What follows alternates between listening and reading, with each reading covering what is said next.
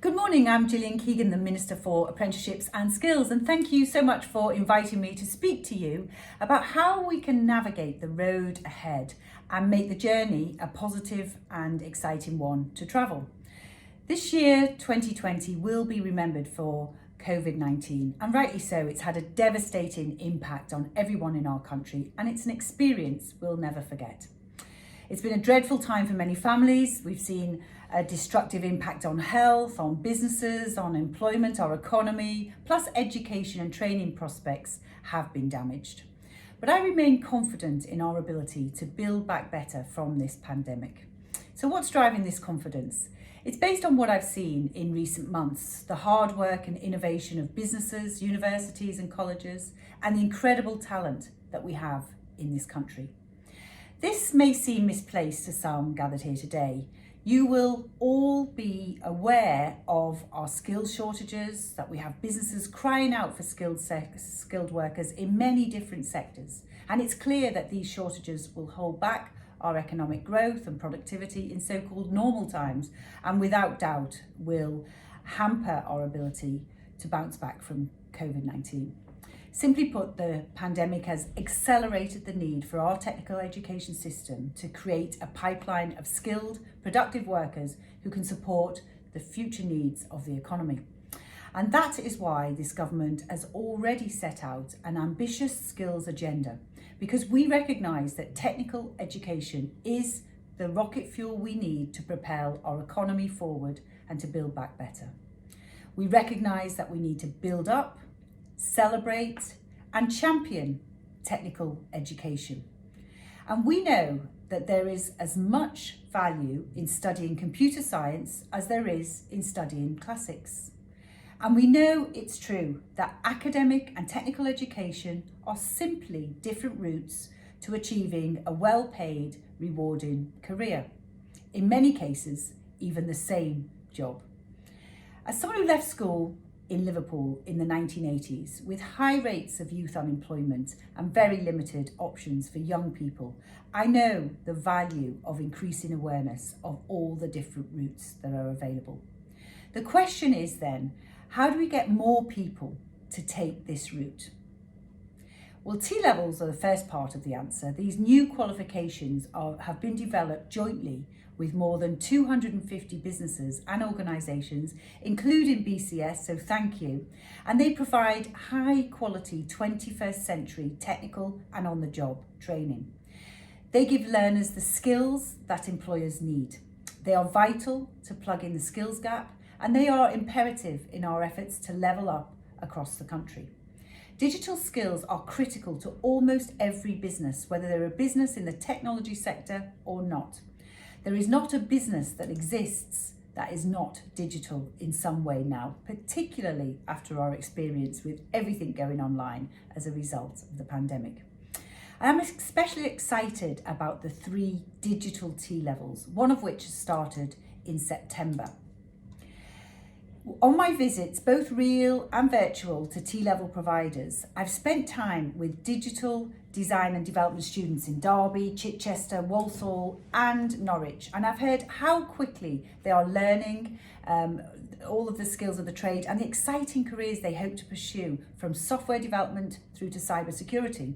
And I've been blown away by the students' enthusiasm for what the T-level offers and how confident they are that it will get them ahead in their careers, and they are right to be confident.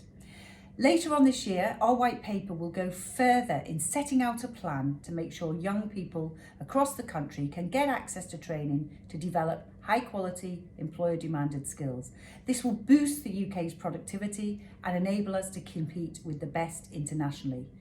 It's something I'm particularly proud of are the new institutes of technology, which bring together providers, universities and employers to deliver higher technical education and training in key sectors such as digital, advanced manufacturing, construction and engineering. These both complement our drive to increase high quality apprenticeships. Since 2010, more than 4.5 million people have started apprenticeships, but we cannot stop there. I was lucky enough to be an apprentice myself at a subsidiary of General Motors in Liverpool in the 80s. It was a fantastic apprenticeship and a fantastic experience, and it gave me a range of skills that I used to develop a very successful business career which lasted for almost 30 years. In no way do I consider it to be a secondary route or a second-class option.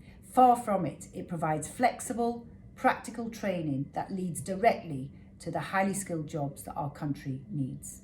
And we know that many businesses are dealing with uncertainty, and the decision to hire an apprentice is difficult right now. And that's why we are providing an incentive payment for all new apprentices, as well as making it easier for small and medium-sized enterprises to get the funding they need and to provide more flexibility in how they structure their training. Of course, we need to speed up the revolution of technical education due to COVID-19. As the Prime Minister announced, we are introducing a lifetime skills guarantee in April next year. And this is important because it offers adults, not just young people, adults without an A-level or equivalent qualification, a fully funded level 3 qualification, which will give them the skills needed to be successful in the labour market. It means more training and upskilling no matter what age you are, and it will be funded through our new National Skills Fund. And this is a key part of our ambitious skills agenda, a vital component of our goal to make the UK's skills system world-beating. And this is important. If the UK is to achieve some of its bold plans, bringing greenhouse gas emissions to net zero by 2050 and improving the country's infrastructure through major routes like HS2.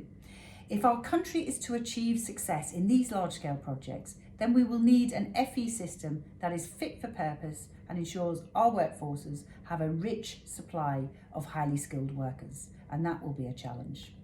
It will help our economy not just in 2021, but far beyond. It's a long-term strategy, a significant investment, and I'm sure it will pay off. Yes, this is about the economy, but what is the good if the economy does not work for the people who make our country what it is? We want people to be able to get into rewarding jobs at any age and any stage in their lives, particularly as many will be working for a long time, and we will experience many technological shifts in our working lives. The decision to move on to something new, a new career, is often daunting, and many of us will have several careers and will need to upskill and reskill throughout our life. And careers advice and knowledge is something that will be vital to making those choices, and even now today is something that often comes too late. And my ambition is to reset this and give people the ability to choose what they want to do in life and to change what they want to do throughout their life. So let's make it easier. Let's transform the funding system so that people can get a loan just as easily for a higher technical course as they can for a university degree, and make sure that further education colleges have access to funding on the same terms as universities do. Let's give people access to a flexible lifelong loan entitlement for 4 years of post-18 education to make it easier for people to study more flexibly over their lifetime, so that adults who want to retrain with high-level technical courses can borrow money to do so instead of being trapped in unrewarding or unenjoyable work. And let's ensure businesses, colleges, and we here in government work together to deliver regular study alongside work, allowing learners to develop cutting-edge skills in fast-moving industries rather than purely academic routes such as a 3-year full-time degree. We've developed our policies in the round to help achieve our ambitions of a highly skilled nation, which I know you will share. We're investing in the National Careers Service to provide high-quality personalised advice and guidance to both young people and to adults. We are investing £2.5 million for the National Skills Fund to help adults learn valuable skills and prepare for the economy of the future. And this builds on initiatives already available, like the Skills Toolkit, an online platform providing free courses that are the most sought after skills by employers so that people can progress into work and boost their job prospects. And we are putting this front and centre because our economic recovery depends on it. The global pandemic has caused unbelievable disruption across the globe, our response must also be disruptive. We have to disrupt the way we think about technical education. We need to disrupt how quickly and flexibly we can deliver technical education. And millions of learners and thousands of businesses depend on us stepping up to this challenge. I look forward to working with you to overcome the challenges and provide people this exciting journey ahead and help us all to build back better. Thank you.